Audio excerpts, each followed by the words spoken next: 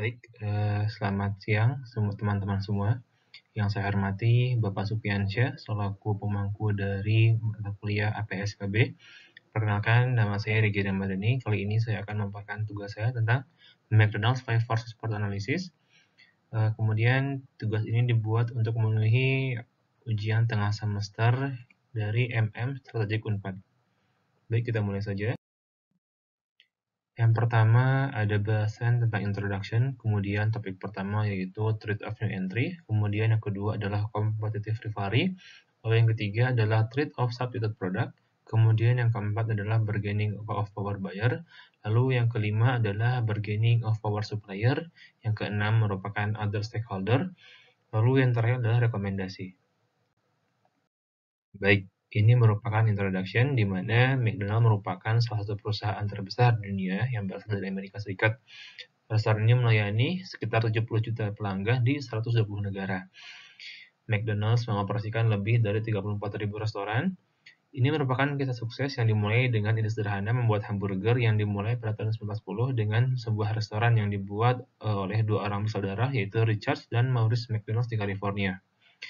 Langkah untuk mendunia ini dimulai ketika operasinya berhasil pada tahun 1952 dan waralaba pertama dijual kepada Neil Fox yang merupakan sebuah restoran di Phoenix, Arizona dan menciptakan lengkungan emas McDonald's yang terkenal.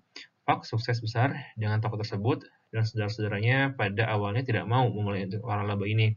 Kemudian Ray Kroc akhirnya bergabung untuk membujuk dan akhirnya datang sebagai operator waralaba eksklusif di McDonald dan akhirnya bisa sukses sampai hingga sekarang. Jadi intinya merupakan sinergi yang dibangun dari ide-ide cemerlang, kemudian konsistensi dan persistensi, lalu pandai melihat peluang, kemudian juga kegigihan dalam merintis suatu usaha sehingga McDonald bisa sukses sampai saat ini. Ini merupakan insight of McDonald's, di mana tipe produknya adalah hamburger, cheeseburger, kemudian ada chicken, french fries, breakfast item, soft drink, milkshakes, salad, wraps, dan lain-lain seperti kita ketahui bersama. Lalu industri segmennya adalah industri makanan cepat, di mana segmentasi marketnya yaitu mahasiswa, pelajar, seperti itu, kemudian pekerja, keluarga dan anak-anak, karena di segmen anak-anak ini terdapat beberapa produk yaitu Happy Meals. Kemudian mostly target usianya adalah 5 hingga 6 tahun, 12 hingga 15 tahun, 15 hingga 20 tahun, dan lebih, dari mana rata-rata kalangan ekonominya adalah menengah ke atas seperti itu. Company missionnya adalah our mission is to be our customer favorite place and way to eat. Our worldwide operation are aligned around a global strategy called the Plan to Win, which center on an exceptional customer experience, people, product, place, price, and promotion. Di mana ini menunjukkan bahwa budaya McDonald's adalah menjaga pelanggan mereka untuk senang dan melakukan apapun yang mereka bisa untuk menciptakan basis pelanggan yang lebih luas bersama dengan lini produk yang memuaskan selera apapun, seperti itu. Ini bisnis modelnya, di mana terdapat kata-kata yang cukup berkesan dari Ray Kroc, yaitu being the best means providing outstanding quality, service, cleanliness, and value, so that we make every customer in every restaurant smile. And by doing this, we are our customers' favorite place and way to eat, by Ray Kroc. Ray Kroc mengembangkan model bisnis yang dikenal dengan kursi berkaki 3, di mana pemilik atau operator, lalu kaki kedua adalah pemasok, dan kaki ketiga adalah karyawan, di mana setiap kaki ini berfungsi satu sama lain, bersinergi untuk membangun suatu perusahaan yang baik. Sama seperti ketiga kaki bangku itu harus bersama-sama untuk menopang beratnya dari bisnis yang dijalin oleh McDonald's. Ketiga elemen ini merupakan elemen yang sama-sama pentingnya bagi McDonald's dan merupakan mitra yang penting yang sama pentingnya dalam kesuksesan McDonald's, seperti itu. Ini merupakan Porter 5+1 versus McDonald's, di mana ada 5+1 yang sudah dijelaskan oleh Bapak Supiansyah sebelumnya. Yang pertama ada trade of new entry, lalu ada buyer power, kemudian ada supplier power, ada trade of substitution, lalu ada competitive rivalry, dan 5+1-nya adalah other stakeholders. Baik, kita mulai yang pertama yaitu trade of new entry, di mana ada 4 segmentasi dari trade of new entry. Yang pertama adalah skala ekonomi, lalu diferensiasi produk, kemudian switching cost, dan yang terakhir adalah kebutuhan modal. Nah, dari segala skala ekonomi, McDonald's merupakan perusahaan yang diuntungkan dalam berbagai cara dalam upaya bisnis nasionalnya, berupa penawaran menu yang seragam yang dapat diproduksi secara massal, di mana mereka dapat menurunkan biaya produksinya. Lalu daya tawar perusahaan dengan pemasoknya ini menurunkan biaya input dan meningkatkan margin. Lalu anggaran periklanan, di mana anggaran periklanan cukup besar, di mana perusahaan yang besar memberikan McDonald's keunggulan kompetitif dibandingkan dengan para pesaing yang baru masuk seperti itu. Bila kita lihat di samping ada bagian-bagian di mana McDonald's Corporation memiliki tingkat skala ekonomi yang cukup besar, sekitar 21,7% dibandingkan dengan kompetitor-kompetitornya. Kemudian diferensiasi produk, salah satu cara diferensiasi produk di McDonald's adalah dengan menciptakan produk dengan rasa dan kualitas yang superior dibanding pesaingnya. Efisiensi makan cepat saji, customer service yang lebih baik, kemudian menginformasikan kandungan nutrisi, variasi produk yang beragam, sehingga para pelanggan dari McDonald's ini dapat mengetahui kandungan gizi yang akan mereka konsumsi, sehingga ini memberikan keuntungan bagi McDonald's di mana mereka bisa menginformasikan beberapa hal yang mungkin ingin diketahui oleh konsumen seperti itu. Kemudian switching cost, ini adalah biaya peralihan yang rendah memungkinkan konsumen untuk dengan mudah berpindah dari McDonald's menuju perusahaan restoran cepat saji lain, di mana kita ketahui bersama bahwa kalau misalnya industri restoran ini cukup ketat persaingannya dan juga banyak sekali persaingannya juga, kompetitornya maksudnya, dan juga rata-rata kompetitor menawarkan produk yang sama, tentu dengan resep yang berbeda. Tentu saja ini harus diantisipasi oleh McDonald's agar mereka dapat bersaing dengan baik. Kemudian kebutuhan modalnya, di mana ini akan menjadi kekuatan karena biaya modal ini merupakan variabel untuk mendirikan restoran baru atau memberdayakan bisnis baru untuk masuk ke industri restoran cepat saji global yang cukup mahal karena seperti kita tahu semua ini menjadi entry barrier bagi perusahaan-perusahaan kompetitor, di mana McDonald's merupakan perusahaan yang cukup mature untuk hal ini gitu. Jadi tidak mudah bagi pesaing-pesaingnya untuk menyamai level dari McDonald's tersebut. Lalu ada summary-nya, ini dari kesimpulan yang telah tadi saya lakukan, di mana ada skala ekonomi, ini merupakan ancaman yang rendah, lalu diferensiasi produk, ancaman yang medium, switching cost merupakan ancaman yang tinggi, lalu kebutuhan modal merupakan ancaman yang rendah. Ini adalah topik kedua, di mana kali ini kita akan membahas tentang competitive rivalry. Di mana di sini ada 3 competitive rivalry, di mana di sini adalah jumlah kompetitor, lalu yang kedua adalah difference in order, kemudian difference in quality. Jumlah kompetitor. Industri restoran cepat saji ini memiliki banyak perusahaan dengan berbagai ukuran pada level jaringan global, seperti McDonald's, KFC, Burger King, dan restoran cepat saji lokal seperti Isama, Sabana, VFC, dan lain-lain. Faktor eksternal ini memperkuat kekuatan pesaing industri. Selain itu, model analisis 5 versus menganggap agresivitas perusahaan sebagai faktor yang mempengaruhi persaingan.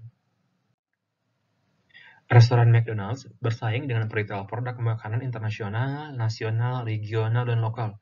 Perusahaan bersaing atas dasar harga, kenyamanan, layanan, variasi menu, dan kualitas produk dalam industri restoran global yang sangat terfragmentasi. Produk yang ditawarkan oleh McDonald's ini adalah sarapan pagi, daging ayam, ikan, minuman, dan lain-lain. Nah, faktor selain harga yang mempengaruhi penawaran pasar suatu produk adalah biaya dan teknologi. Harga barang dan jasa distribusi, kemudian ekspektasi masa depan, dan juga jumlah penjual. Menurut data AFC, restoran merupakan subsektor jasa makanan terbesar di Indonesia. Nilainya mencapai 34,8 miliar US dollar pada tahun 2018 dengan CAGR 4,9%. CAGR ini merupakan Compound Annual Growth Rate. Ini merupakan laju pertumbuhan majemuk tahunan. Nah, di subsektor-sektoran, restoran full service mencatat penjualan tertinggi, yaitu sekitar 31,4 miliar US dollar pada tahun 2018. 5 besar perusahaan jasa makanan ini adalah KFC, Pizza Hut, Starbucks, McDonald's, dan juga STR, Pringles, dan di lokalnya. Seperti itu. Nah, ini merupakan difference in quality. Salah satu ancaman lain yang cukup kuat adalah diferensiasi kualitas produk bagi McDonald's. Karena meskipun mempunyai menu dengan kualitas yang superior, para pesaing tentu akan melakukan inovasi serupa, sehingga McDonald's perlu melakukan strategi lain yang dapat mengantisipasi persaingan di bidang kualitas. Seperti itu. Kemudian difference in order, ini menjadi ancaman yang kuat selanjutnya karena industri makan cepat saji ini merupakan industri yang cukup jenuh. Artinya, inovasinya terus-menerus dan juga masyarakat juga akan selalu terpenuhi keinginannya, sehingga perusahaan perlu untuk melakukan strategi-strategi yang bisa menunjang kebutuhan masyarakat gitu, yang sangat-sangat demanding. Kemudian banyak inovasi juga yang dilakukan oleh para pesaing, ini akan memudahkan mereka untuk membentuk kekuatannya sendiri. Ini merupakan summary di mana jumlah kompetitor ini merupakan ancaman yang cukup tinggi bagi McDonald's. Kemudian yang kedua adalah different quality, cukup tinggi juga. Lalu different order ini merupakan ancaman yang cukup tinggi juga. Lalu topik ketiga adalah threat of substitute product, di mana ada 3 ancaman yang mengancam dari perusahaan McDonald's. Ada perubahan gaya hidup, ada green environment, kemudian ada high substitute availability. Nah, lifestyle change. Artinya perubahan gaya hidup masyarakat ini telah mengalami pergeseran. Masyarakat kini mulai menyadari pola hidup sehat, termasuk diantaranya adalah jenis makanan yang sehat dan menghindari junk food. Kemudian green environment, perubahan gaya hidup masyarakat telah mengalami pergeseran. Masyarakat kini mulai menyadari pola hidup sehat, termasuk diantaranya adalah jenis makanan yang sehat dan menghindari junk food tadi. Kemudian high substitute availability, maksudnya adalah ada banyak sekali produk pengganti McDonald's, seperti produk dari fried chicken lokal, toko roti atau burger lokal. Selain itu, konsumen juga bisa memasak makanan sendiri di rumah. Dalam model analisis 5 versus ini, faktor eksternal ini berkontribusi pada kuatnya ancaman substitusi pada industri jasa makanan cepat saji.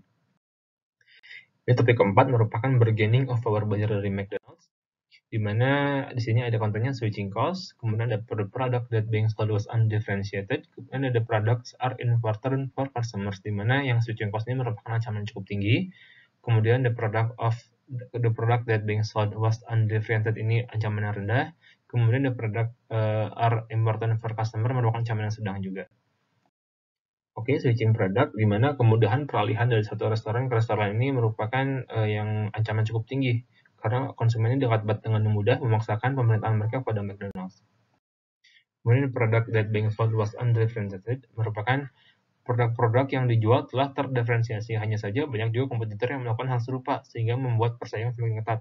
Misalnya, ketika McDonald's membuat diferensiasi produk diantaranya mungkin sarapan, kemudian ada produk-produk hamburger, ada produk-produk ayam juga. Nah, di sisi lain kompetitornya berupa KFC juga melakukan hal serupa gitu. Jadi cukup ketat sekali persaingannya, sehingga ini merupakan ancaman yang cukup serius bagi McDonald's. Lalu the products are important for customer. Produk-produk yang dijual mungkin saja cukup bernilai bagi customer untuk dimakan. Hanya saja ini merupakan bukan hal yang sangat penting karena customer masih dapat memanfaatkan menu lain atau restoran lain. Ini merupakan kita lanjut dari topik kelima. Ini merupakan bargaining of power suppliers, di mana ada 3 konsentrasi, yaitu dominated by a few number of companies. Yang kedua adalah the product are unique. Kemudian yang ketiga adalah suppliers are not threatened by substitute product, di mana semua dari ancaman ini merupakan ancaman yang rendah. Mari kita bahas satu persatu. Dominated by a few numbers of companies. Populasi pemasok yang besar melemahkan pengaruh ancaman pemasok di McDonald's. Kelemahan ini sebagian besar didasarkan kepada kurangnya aliansi regional dan nasional yang kuat di antara pemasok. Jadi McDonald's bisa saja mengganti dari supplier A ke supplier B, seperti itu. Kemudian produk are unique, bahan baku yang dipasok bukan merupakan barang unik dan langka. Kelimpahan relatif bahan seperti tepung dan daging mengurangi pengaruh masing-masing pemasok terhadap perusahaan. Kemudian, suppliers are not threatened by substitute product, karena sebagian besar pemasok McDonald's tidak terintegrasi secara vertikal. Ini berarti bahwa mereka tidak mengontrol jaringan distribusi yang mengirimkan produk mereka ke perusahaan seperti McDonald's.